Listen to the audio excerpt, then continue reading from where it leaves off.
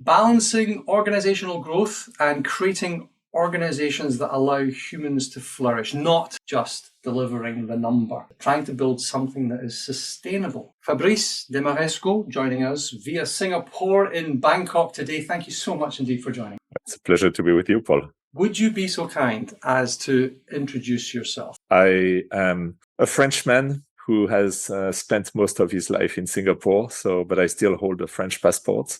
I am a partner with McKinsey and Company, the consulting firm, where I look after our leadership development practice in Asia. I am married and I have a 25-year-old daughter. And my topic that I love is developing leaders. That's my passion in life. Magnificent. So you wrote a book called The Art of Retreats, a leader's journey towards clarity, balance, and purpose. And as I alluded to in the introduction there, the challenge of building organizations that milk the environment, that milk the individuals who work for them, leaves us all empty, shallow, and barren. Yes, we do our number, but so what? And so what? And one of the challenges that leaders in these organizations have is that we're all taught that that's what we do. And we forget about the holistic. So where do we go?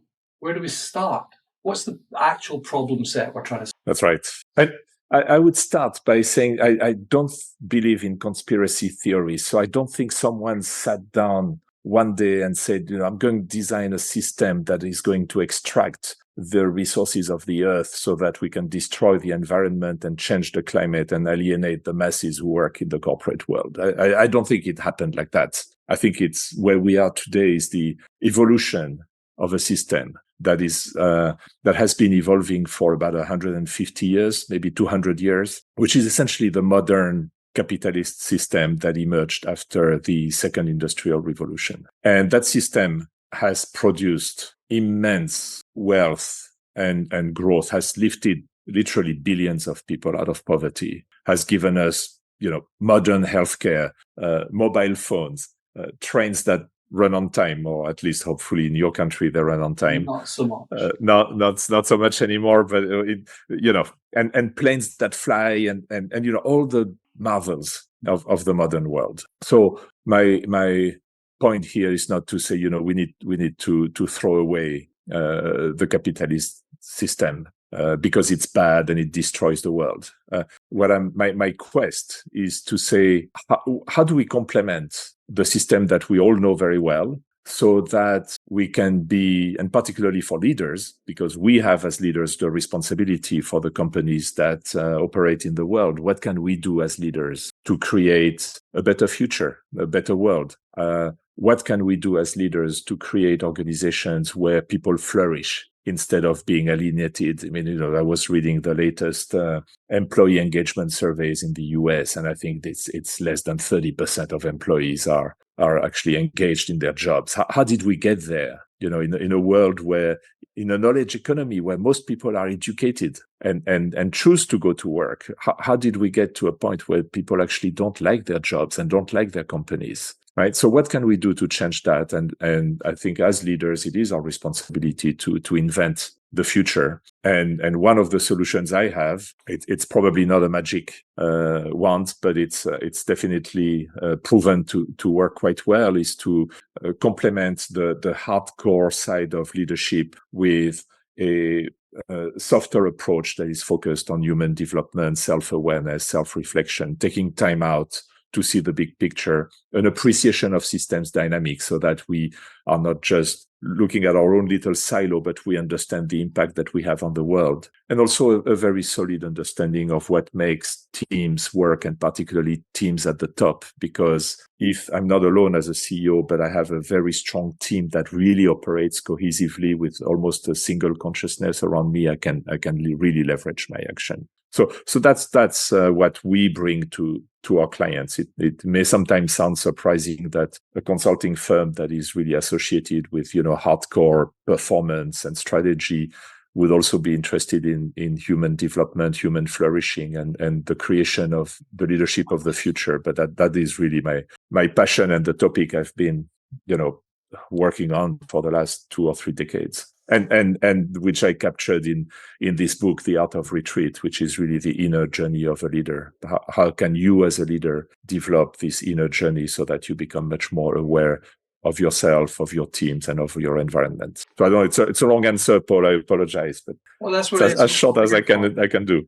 That's what we're here for. That's what we're here for. So, I mean, looking then at the people that you work with every day, which is the chief execs of big companies, so you've got an individual who has at their fingertips and on their shoulders the responsibility for the lives of 10 or 20,000 other human beings. And there's a lovely phrase of putting your own oxygen mask on first. You know, when you're on the plane coming from Singapore, going to Bangkok there, they said, and please, if you're traveling with somebody else, put your own mask on. So the leader themselves, the CEO him or herself, has to look after him or herself, and then their team, and then that cascades down. So in the same way as, as you said, McKinsey is focused on delivering the hard number, deliver that number. Starting at the top, the responsibility is, I think what you're trying to explain is it evolves into being responsible for caring for performance, caring for the individual to deliver the how. Well, I think you're very right when you say we need to take care of ourselves before we can take care of others. It's true on an airplane. It's definitely true in the corporate world. Now, taking care of oneself doesn't mean acting out of self-preservation to grab whatever I can for myself and leaving the crumbs for the others, right? As a leader and the larger the organization and therefore the more powerful the leader, I believe the greater the responsibility that you have to care for the entire system, right? It's like Spider-Man. And it's like Spider-Man. Responsibility. That's a great power. With great power comes great responsibility. And it is difficult for a whole number of reasons that we can get into to really care for the organization and care for the people if you yourself as the leader, you are not in a right place. And by right place, I mean balanced mentally for sure, but you need to be balanced emotionally. Increasingly, I think we're starting to recognize, and there's research that shows that we need to be balanced physically. So we need to reach a stage where we can actually manage our physical energy, sleep in particular, because lack of sleep leads to very poor decision making. That's been very firmly established. And as a leader, you make decisions. And so going the macho way and say, I only need 5 hours of sleep because I'm so strong, I'm so superior, that's complete BS. So you need to take care of yourself physically. And I would add, you need to take care of yourself spiritually. You need to have a very strong sense of what is your role in the universe, what is yours to do, what is it that you should be doing that no one else can do, and deriving daily fulfillment from what you're doing. It's not about, in 3 years, I'll be happy when we get there. I'll be happy when we get a market capitalization of $10 billion, or I will be happy when my net worth is $50 million, or what. I will be happy when. That's complete. I'm not sure we can swear on your podcast, so I'll say it's complete BS. Arse, whatever it is. Yeah. Okay. All right. Okay. Podcast. So, it's fine. As you said, okay. that frankly it's completely ridiculous, right? So I will be. There's no destination, and in the world of leadership, where we've been brainwashed to believe that everything is a destination, my annual budget is a destination. I will be happy when I meet my targets. I will be happy when I meet my numbers. I will be happy when I get promoted to vice president. That is complete bollocks. You need to find fulfillment every steps of the way, because this is a journey and this is not a destination. So you need to have this spiritual fortitude in a way that you are on the right journey, because there's no point climbing the ladder if at some point you realize it's leaning on the wrong wall. And so it's these four components of finding balance in a world that is increasingly insane. And I can tell you that CEOs are under so much pressure from their boards if they're a publicly listed company, but from all constituencies and stakeholders. They are 24/7. There's really no place to hide. They're facing a degree of complexity in the environment that, we didn't have even 20 years ago, because the pace of change has accelerated, and there's so many unknowns today that decision-making has become incredibly complex. Just to give you a simple example, you do an acquisition. The investment bankers will give you a nice PowerPoint and Excel spreadsheet showing the synergies and the value that you can create through that acquisition. But who's going to manage the post-merger integration? And do you really know how this is going to work when you merge two cultures, when you merge two sets of individuals with different habits, different behaviors, different mindsets, right? They don't tell that in the PowerPoint. And this is the kind of complexity that as a CEO, and particularly a CEO of a large corporation, you're facing every day. So all this, is very, very demanding, very taxing. And that's why you need to find this balance on these 4 dimensions: physical dimension, emotional dimension. You cannot lose your temper. You cannot get depressed. You have to find joy in everything you do. You need mental focus, right? You cannot be like fogged out, etc., because you've been working too long. So you need practices to keep your mental focus, and you need a very strong spiritual grounding. So that's a whole part of the discipline of being a CEO that they don't teach you in school. They don't teach you, they don't teach that to you at Harvard Business School or INSEAD, where I studied, or any of the business schools around the world. They don't teach that to you in most leadership development programs. They just tell you, this is how you do your budget. This is how you do a plan. This is how you operate a factory. This is how you run a supply chain. So the art of being human and CEO at the same time, wanting to deliver the numbers and wanting to find balance and purpose and clarity so that you can build a better world. That is something that no one has taught you. I think you just hit on the title of this episode, How to Be Human and CEO. There we go. That's, I think, what we're going to... I love it. So that's your next book, okay? How to Be Human and CEO at the same time. So you came up with 4 things. I mean to scribble those down again. The 4 aspects there. We have the spiritual, because, of course, the journey is what it's all about. The meaning of life is the journey of life, because the destination, the goal, is not your promotion, it's not your new car, it's death. So let's avoid that and enjoy the journey. So it's the journey, it's the spiritual aspect, which I strongly believe. It's the physical. And what were the other 2 you had? Emotional and mental. Emotional and mental. So emotional balance starts first and foremost by being aware of your own emotions. Again, this is not something they teach you in school. How am I feeling today? What am I experiencing? Where do I feel it in my body? I find that with a lot of leaders, the emotional vocabulary is fairly limited. I'm glad, I'm sad, I'm mad, but it rarely goes much beyond that. Being aware of your emotions is very important because it allows you to understand where they come from, how emotions are made, and it allows you to act in a way that doesn't make you a victim of your emotions. Sorry, go ahead, Paul. I'm sorry, I don't mean to, but I guess I do mean to interrupt you. It's my podcast. I can do what I like. You're not a victim of your own emotions, and you don't make other people a victim of your emotions. Yeah? Exactly. Leaders get mad, but you get mad on purpose. You get mad intently, with deliberate intent. I'm showing you my displeasure. Right? I'm not actually angry with you. Well, and that's the second part, right? The first part is being aware of your emotions. The second part is being able to channel them in a way that doesn't affect others in a negative way. So let's take an example. You are entrusted with a certain responsibility. Say you have a project to run. Project is not running well. The board is on your back. They're asking what's going on, etc. If you start feeling fear for yourself, a lot of managers tend to push that fear down, and they go after their people and say, guys, if you don't deliver this, you will suffer. There will be bad consequences for you, right? So our natural tendency when we're put under pressure and when we experience fear and insecurity and danger is to push it down to the people who work for us. That's a terrible thing to do. If you think of it, what you would like to do, actually, if you're completely rational, is to say, look, I need to make my people really feel confident and trusted, and I'm going and inspired, so they can really give their best to the project. So we have a chance of turning things around.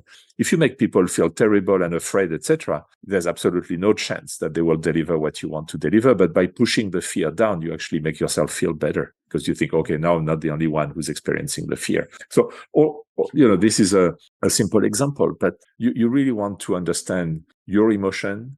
And then you want to be attuned to the emotions of others, which is empathy, right? You need to want actually people to experience positive emotions, which is compassion, right? And that's basically how you create emotional balance throughout the organization. It doesn't mean that, everything is always rosy and we're always happy. Actually, happiness is probably not a measure it's not a KPI for me. Happiness is very fleeting.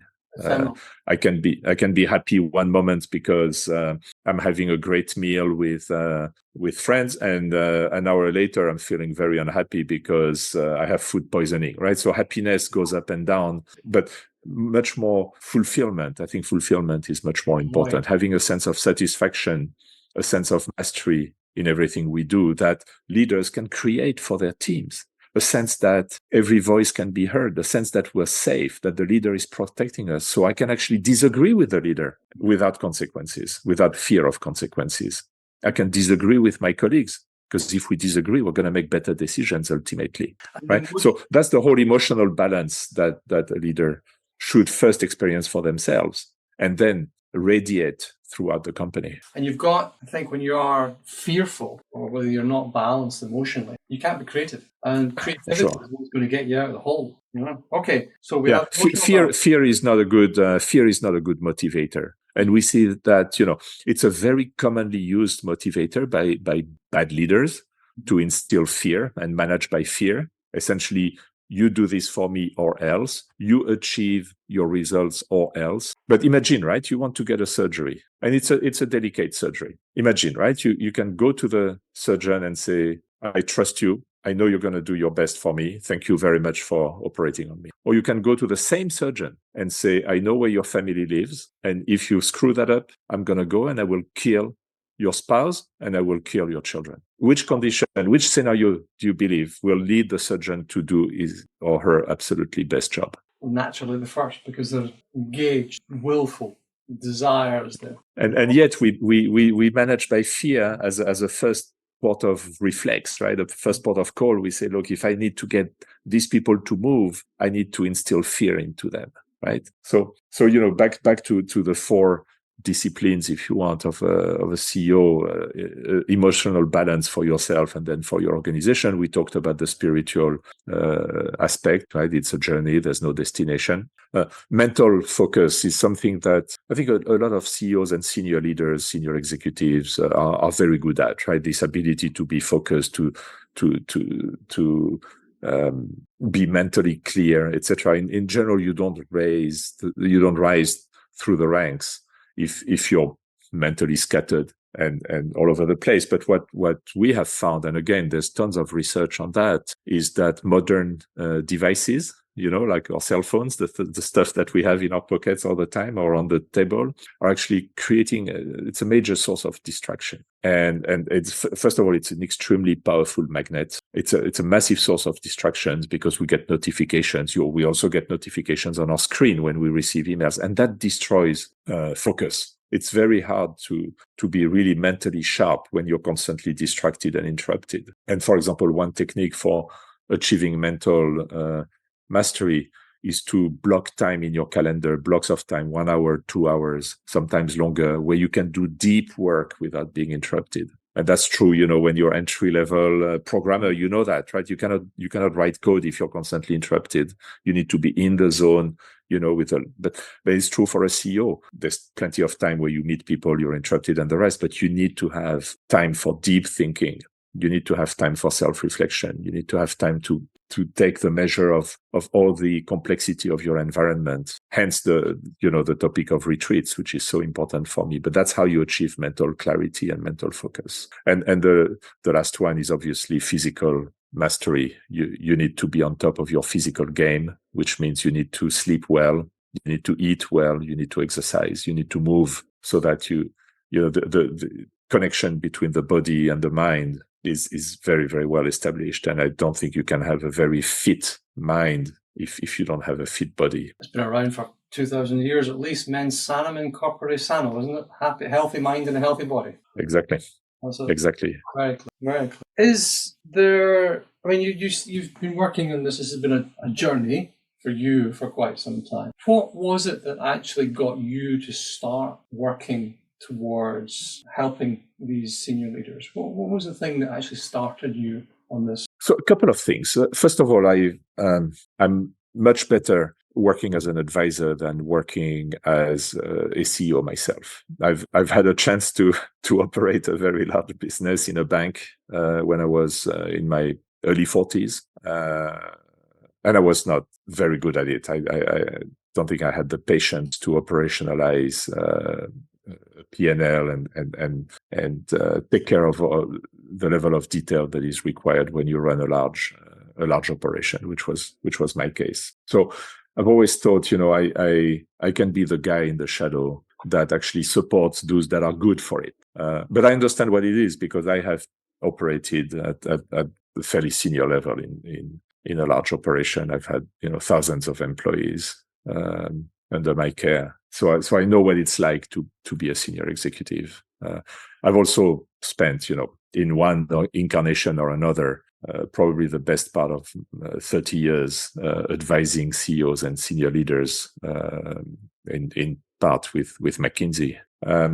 So that's basically the upbringing in the world of business, where for lack of a better word, I have a certain degree of credibility and degree of experience. I can have a conversation with any senior leader about the businesses they're running, and we can have a good conversation. But really, where my passion lies is in human development. And that started very, very early. I remember, when I was in my 20s, I was reading books on psychology, Freud and all the great masters. I was very interested in human psychology. I was also very, very interested in spirituality, and ended up spending quite some time studying in Eastern traditions, so in Buddhism in particular. Tibetan Buddhism and Theravada, spending time in monasteries and in retreats, more recently incorporating the teachings of the Christian mystics. So, from Thomas Merton to Meister Eckhart to Teresa de Avila or Julian of Norwich, etc. So, bringing all the learnings of the human experience, the human spiritual experience, Hinduism, yoga, Buddhism, Zen, Christianity, etc., because this is such an important part. I'm not saying you need to adhere to any particular religion. That's not my message. But there are so many teachings here, and so I've been interested in that since my 20s. Quite frankly, I put it aside because when you're a banker or you're a McKinsey consultant, you don't necessarily have a lot of time to worry about the meaning of life, right? You get short-term deliverables in the secular world of business. But I had the opportunity to start bringing these pieces together, and today that's really what I do, is operating at the intersection of the world of business, the world of human development, psychology, coaching, etc., and the world of spirituality. And if you put the Venn diagram and the intersection of these three circles, I'm like right in the middle. And the whole concept is clarity, balance, purpose brings you right in the middle. Yeah, I think that's what matters these days. I mean, we could put a lot more attributes to that. We could add love and compassion, and there's many qualities that I believe it is important for CEOs to start embodying for their own good, for the good of their organizations, and for the good of the whole system, really. But I thought that when you're 24/7, the nose on the wheel, under pressure, having enormous responsibility of sometimes thousands of people or tens of thousands of people. If there's one thing that I truly believe makes a difference, is the ability to step back and to say, you know what, my diary is completely full. I can't really afford it, but you know what, I'm going to take an hour away, or I'm going to take half a day, or I'm going to take a weekend, and I'm going to go on a retreat. Now, it doesn't mean I go to a monastery in the Himalayas and I shave my head and I start wearing robes, right? That's not what I mean. I mean, I'm going to go in solitude, because solitude is the absolute best gateway to start seeing reality. Silence. I disconnect my phones. I disconnect my devices. I leave them outside of the room. I do that in a space that starts resonating with me, a space that is, very often I advise people to do that in nature, where we can start resonating with our environment. And the last component is really to start opening up to our soul or to our spirit. What is it that really moves us? And so it's these 4 S's, if you want, of solitude, silence, a space that inspires you, and the openness to spirit that I call a retreat. And you can do it alone. You do it in a room, in a quiet room in your house. You go sit on a bench in the park. You go sit on the beach. You go for a walk in the forest. It is a retreat. We don't need, a whole paraphernalia of retreat centers, etc. If you can go to a retreat center and have a retreat leader, it's even better, but you can do it on your own. Take this moment out of the system, extract yourself from the system and start seeing the reality from the outside. Start seeing yourself from the outside. Bring a journal, start writing what you observe, what you experience, what you feel. Start writing about what is the journey you're on. Why you? Why is it you that has been called to do this? What do you want to leave behind? What difference do you want to make? There's so many questions that you can bring in these retreats. That's why I love going on retreats, and I love bringing clients on retreat. It's so rich. If you had the opportunity to have 10,000 billboards, big advertising billboards, and you could write on them anything you want, hundreds, thousands, millions of people would see, what's the message? I have a few, actually. I don't have a tattoo, but I think, if I had one, what would I write that I want to carry with me? One that is really important to me is this too shall pass. We make a mountain out of complete futility. And in the corporate world, we get worried because, our numbers are not good this month, or Jocelyn in accounting has resigned, or the supplier cannot deliver today, they will only deliver tomorrow. And it's the end of the world, except it's not. And if we can start disconnecting ourselves from all that shit and seeing the big picture and seeing that, this too shall pass, and in 5 years, nobody will care. I think that's a very good leadership slogan to put on a billboard. I teach that to my kids. What's yours, Paul? I'm curious. Mine? It would probably have to be a line from the end of the Sermon on the Mount, which is, "Come to me, all you who are weary, and I will give you rest." So that's something that supports me. It's one of my anchors. Come to me, you who are weary, and I will give you rest. You can lay your burdens down. Lay your burdens down, and you have. And this is so important, right? We so lose sight of the fact that we are supported. We think we're alone doing this. Particularly, the more senior you get in the organization, the more lonely you feel. And you're not. And you're not. Your colleagues, your friends, the universe is here to support you. Your mentors, you reach out, share. You're not alone. Is there a book, other than yours, of course, that you give to people more than any other? There's many. I'll give you 2 or 3. Eckhart Tolle, The Power of Now, or The New Earth, is important to me. Lately, I've been a big fan of 2 books on physical health and physical energy. One is the Peter Attia, Outlive. The other one is called Younger Next Year. And I have to apologize. I'm an older guy, so making sure that we stay in great physical health is important to me. But I think every leader should work on their health. These are some of the books I gift. Roger Walsh, Essential Spirituality.